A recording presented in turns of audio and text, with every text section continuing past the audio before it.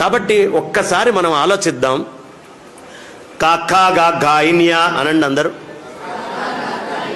కొంచెం మెల్లిగానే అంటున్నారు. పాత ఎప్పుడో స్కూల్లో చదువుకున్నాం, మళ్ళీ బయటికి ఇది చెప్పుకోవడానికి ఇలా నలుగురు కలిస్తే తప్ప విడిగా కాకా గా గాయిన్యా అంటే నవ్వుతారు పిల్లలు కూడా. కాబట్టి ఇక్కడే చెప్పుకుందాం. కాకా గా గాయిన్యా. ఎక్కడి నుంచి వచ్చింది చప్పుడు? ఈ గొంతులో ఈ భాగాన్ని గుర్తించండి. కాకా గా గాయిన్యా కొండనాలిక దగ్గర వచ్చిందా? ఇప్పుడు చాచా జా జాయిని అనండి. అంటే కొండనాలిక కింద, నాలికకి కొంచెం పైన, ఇందాకటి కంటే కొంచెం పై భాగం వాడారు. చూసుకోండి. చాచా జా జాయిని అయిందా? దానికంటే కొంచెం పైకి వస్తున్నారు. ఎలా చెక్కారో చూడండి అసలు అక్షరాలని. టాఠా ఢాణ ఎక్కడి నుంచి వచ్చింది? మధ్యనాలిక నుంచి వచ్చిందా?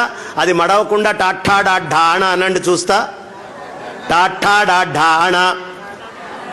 ఋషి ఎలా చెక్కాడో చూడండి అక్షరాలని. నెక్స్ట్ తాథా దా ధాన. నాలిక కొస వాడకుండా అనండి. ఎవరు అన్నారే నాలిక కొస వాడకుండా అనండి అంటే. తాథా దా ధాన అనగలరా? లేదు కదా. మళ్ళీ పెదాలు వాడకుండా పాపా బా భామా. పెదాలు వాడకుండా అనమంటే అనేసారే. అనగలరా? పాపా బా భామా అని పెదాలు వాడకుండా.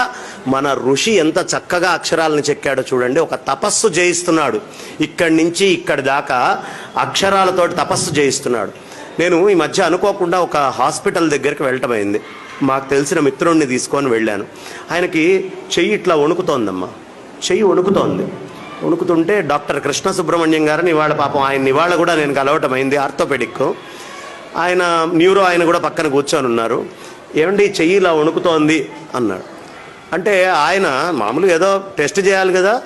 ఆయన ఏమడిగాడంటే, ఏమండి దృష్టద్యుమ్నుడు దృష్టద్యుమ్నుడు దృష్టద్యుమ్నుడు అని ఆగకుండా 10 సార్లు అనండి అన్నాడు.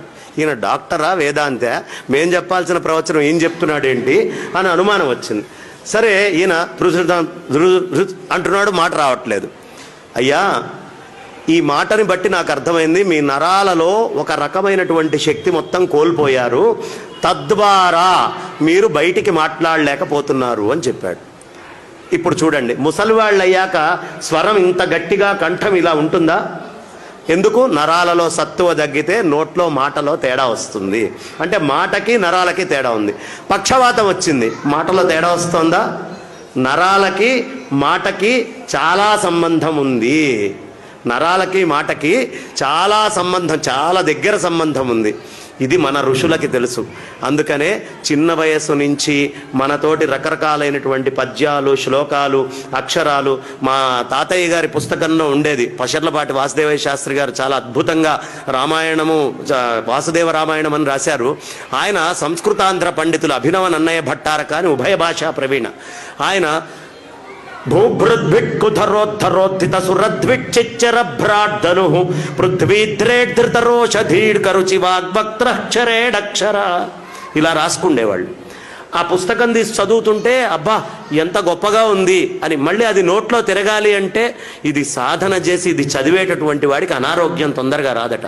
1 కిలోమీటర్ ఉరికితే ఎలాంటి శక్తి వస్తుందో మీకు నరాల్లోకి, గట్టి పద్యమో ఒక స్తోత్రమో ఒక నామమో ఆగకుండా చేస్తే అలాంటి శక్తి వస్తుంది. కాబట్టి ఉరుక్కుంటూ వెళ్ళలేరుగా వయసు పెరిగిన తర్వాత. లేదా ఉరకగలిగితే జాగింగ్ చేయగలిగిన వాళ్ళు చేయొచ్చు, వాళ్ళు అక్కర్లా, వాళ్ళు మాట్లాడకుండా ఉంటేనే ఉత్తమం.